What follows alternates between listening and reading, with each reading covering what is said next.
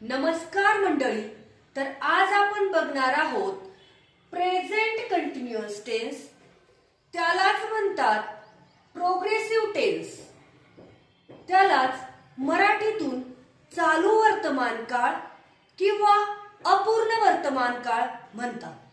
तर बघा, या प्रेझेंट कंटिन्युअस टेन्स म्हणजे चालू वर्तमान काळाविषयी आपण डिटेल मध्ये बघणार आहोत. त्याचे अफर्मेटिव्ह, निगेटिव्ह आणि इंट्रोगेटिव्ह सेंटेन्सेस कसे होतात ते आपण बघूया. आणि आपल्याला माहितच आहे की टीचिंग लर्निंग प्रोसेस तेव्हाच इफेक्टिव्ह होते, तेव्हाच सक्सेस होत असते जेव्हा लर्नरचे सर्व डाउट्स क्लिअर होतात, आणि तेच आपण करत असतो. म्हणून व्हिडिओ शेवटपर्यंत बघा. व्हिडिओ आवडला तर व्हिडिओला लाईक करा, शेअर करा आणि चॅनलला सबस्क्राईब करा. तर प्रेझेंट कंटिन्युअस टेन्स मध्ये सेंटेन्स तयार करायचे असतील तेव्हा आपल्याला ॲमिजार उपयोग करावा लागतो. आणि ॲमिजार हा कर्तानुसार बदलत असतो. आपण टू बी फॉर्मचे ॲमिजारचा एक व्हिडिओ बनवलेला आहे, त्यामध्ये डिटेल मध्ये माहिती दिलेली आहे. नसेल बघितला तर तो बघा आणि बघाच. तर बघा, तर आपण प्रेझेंट कंटिन्युअस टेन्स मध्ये डिटेल माहिती तर बघणारच आहोत, पण प्रेझेंट कंटिन्युअस टेन्स म्हणजे काय? तर जो वाक्याचा कर्ता असतो, जो सब्जेक्ट असतो, तो आता बोलते वेळी क्रिया करत आहे, हे प्रेझेंट कंटिन्युअस टेन्स मध्ये असतं. म्हणजे तेव्हा प्रेझेंट कंटिन्युअस टेन्स असतो तो चालू वर्तमान काळ असतो, की जो करता आहे तो क्रिया करत आहे. मी खात आहे, मी बोलत आहे, मी चालत आहे, मी पुस्तक वाचत आहे, मी खेळत आहे. म्हणजेच काय, तर आता बोलते वेळी मी ही क्रिया करत आहे. किंवा एखादा कर्ता असेल, राम, श्याम, ही, शी, इट, नाउन असो की प्रोनाउन असो, तर तो जो करता आहे तो आता त्याची क्रिया चालू आहे. या प्रेझेंट कंटिन्युअस टेन्स मध्ये म्हणजे चालू वर्तमान काळ आपण त्यालाच म्हणतो. तर या चालू वर्तमान काळामध्ये ॲमिजारचा उपयोग केला जातो. तर आपण तो व्हिडिओ जरी बनवलेला आहे तरी आपण थोडस ते बघूया की एम, आय या प्रोनाउन साठी एम वापरला जातो. एकवचनी करता असेल, ही, शी, इट हे प्रोनाउन आहेत आणि राम हे नाउन आहे. प्रोनाउन असो की नाउन असो, पण एकवचनी करता असेल तर इज वापरला जातो. आणि करता अनेक वचनी असेल तर आर वापरला जातो. दे म्हणजे ते, वी, आम्ही, यू, तू किंवा तुम्ही, राम अँड श्याम दोन नाउन आहेत म्हणून आर वापरला जातो. म्हणजे वाक्याचा कर्ता जर अनेक वचनी असेल तर आर वापरला जातो. तर बघूया एक्झाम्पल. सर्वात आधी आपण बघणार आहोत प्रेझेंट कंटिन्युअस टेन्स मधील अफर्मेटिव्ह सेंटेन्सेस. तर मी बोलत आहे, वाक्याचा कर्ता आहे मी म्हणजेच आय. बोलणारा जो आय आहे तो आहे मी. आय क्रिया करणारा जो असतो तो कर्ता. आणि आय नुसार आपल्याला टू बी फॉर्म घ्यायचे आहेत. एम इज आर, तर आय सोबत येणार आहे एम. कर्ताच्या नंतरच ॲमिजारचा वापर होत असतो, कर्ताच्याच शेजारी, कर्ता नुसार. आय एम काय क्रिया करत आहे? बोलण्याची, स्पीकिंग.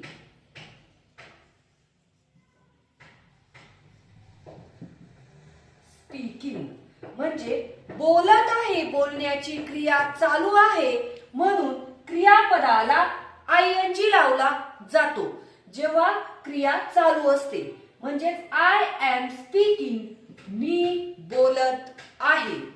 आयएनजी क्रियापदाला लावला आणि कर्तानुसार ॲमिजारचा वापर केला जातो. हे दोन नियम फार महत्वाचे आहेत. ते क्रिकेट खेळत आहे. ते वाक्याचा कर्ता आहे दे. दे. आता दे नुसार ॲमिजार मध्ये काय येणार आहे तर R. They are.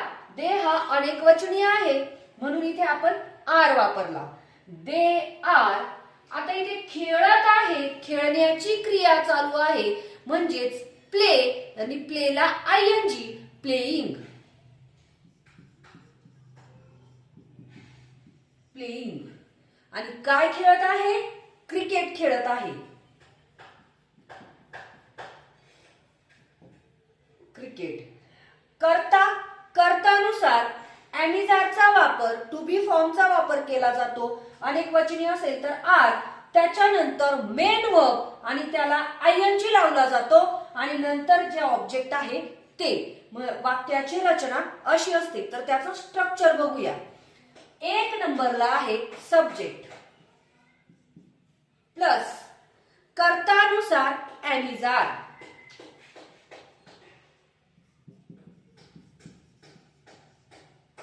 ॲमिजार plus main वर्बला म्हणजे मूळ रूपामध्ये आहे क्रियापद फर्स्ट फॉर्म ऑफ वर्ब आणि त्याला आयएनजी लावलेला आहे.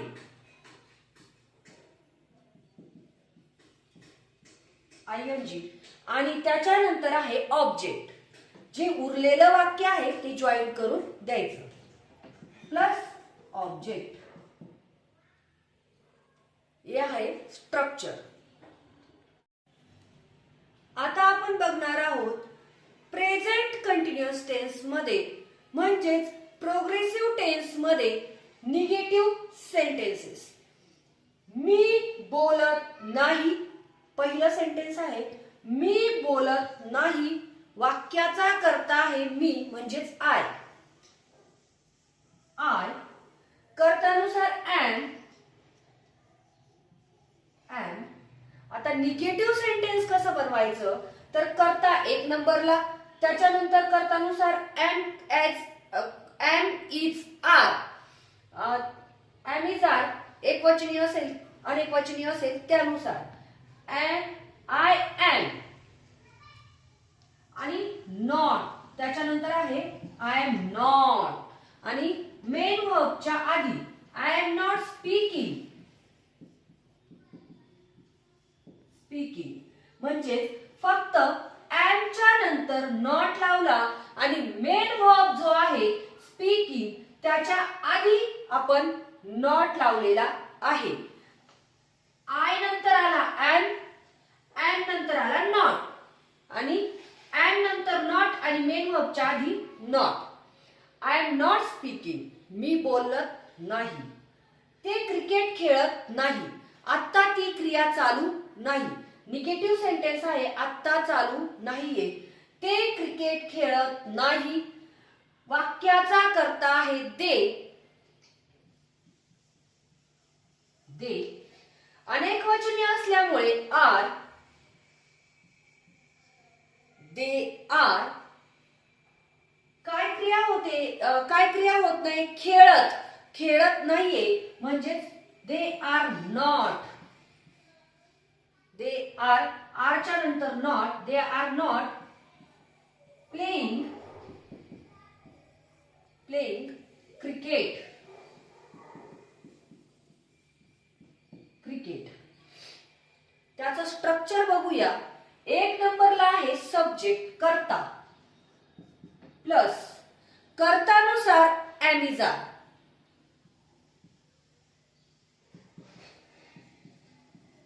आर. आणि ॲमिजार नंतर असतो नॉट.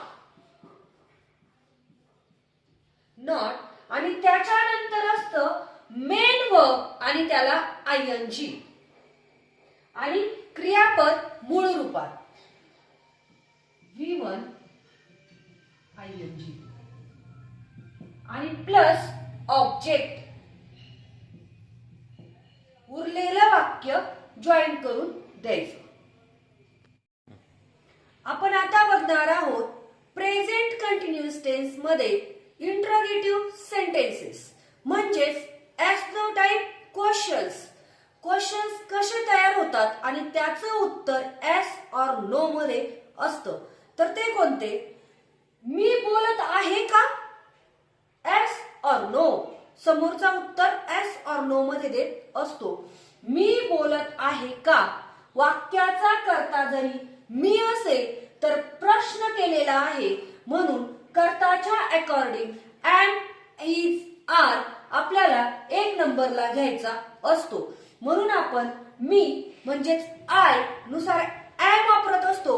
म्हणून प्रश्न तयार करत असताना आपल्याला एक नंबरला एम घ्यायचा आहे. एम नंतर कर्ता आय.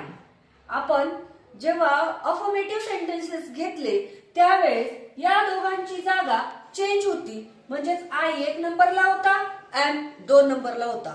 फक्त या दोघांची जागा चेंज झाली आणि प्रश्न तयार झाला. एम 1 नंबरला घेतला, आय 2 नंबरला घेतला. एम आय काय क्रिया? M I speaking?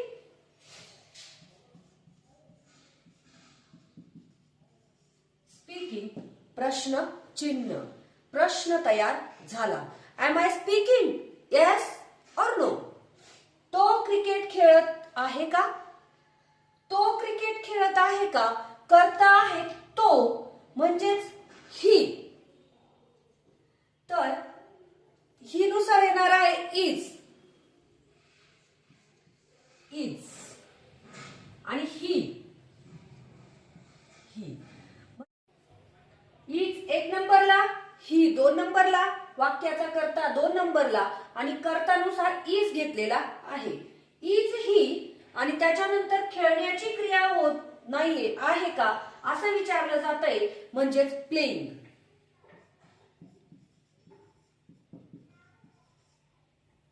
Is he playing?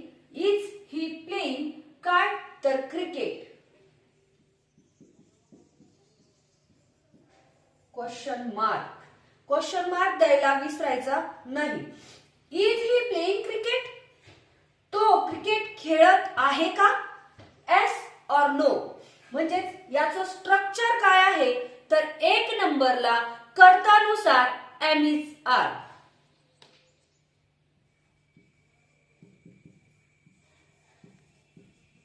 M, is, are plus 2 नंबरला सब्जेक्ट. 3 नंबरला फर्स्ट फॉर्म ऑफ वर्ब म्हणजे क्रियापदाचं मूळ रूप आणि त्याला आयएनजी.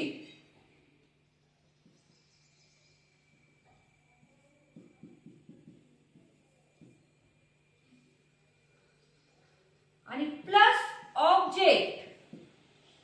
प्लस ऑब्जेक्ट आणि plus question mark. Question mark द्यायला विसरायचा नाही. हे आहे स्ट्रक्चर. आपण आधी बघूया एकच वाक्य घेतलेलं आहे त्याचं अफर्मेटिव्ह, त्याचं इंट्रोगेटिव्ह आणि त्याचंच निगेटिव्ह कसं करायचं. तर राम वाचत आहे. वाचणारा आहे राम, त्याची क्रिया चालू आहे.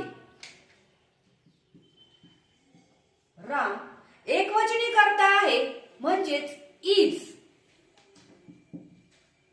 टू बी फॉर्म आपल्याला इज घ्यावा लागेल. राम इज आणि काय क्रिया करत आहे तो? वाचण्याची, रीडिंग. रीडिंग म्हणजे त्याची क्रिया चालू आहे म्हणून आपण क्रियापदाला आयएनजी लावला. त्याचाच आपण प्रश्न केला की राम वाचत आहे का? तर फक्त या दोघांची प्लेस चेंज होणार आहे. इज 1 नंबरला, इज राम आणि काय तर reading.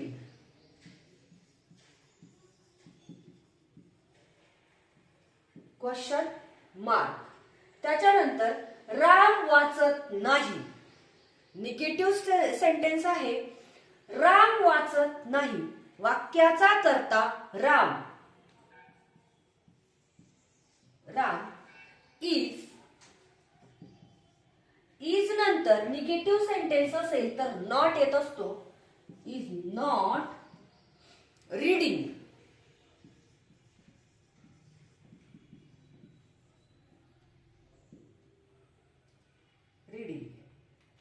Ram is not reading.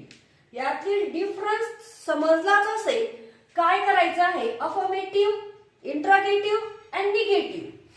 तर प्रेझेंट कंटिन्युअस टेन्स म्हणजेच प्रोग्रेसिव्ह टेन्सचे सर्व डाउट्स क्लिअर झाले असतील तर चॅनलला सबस्क्राईब करा, व्हिडिओला लाईक अँड शेअर करा.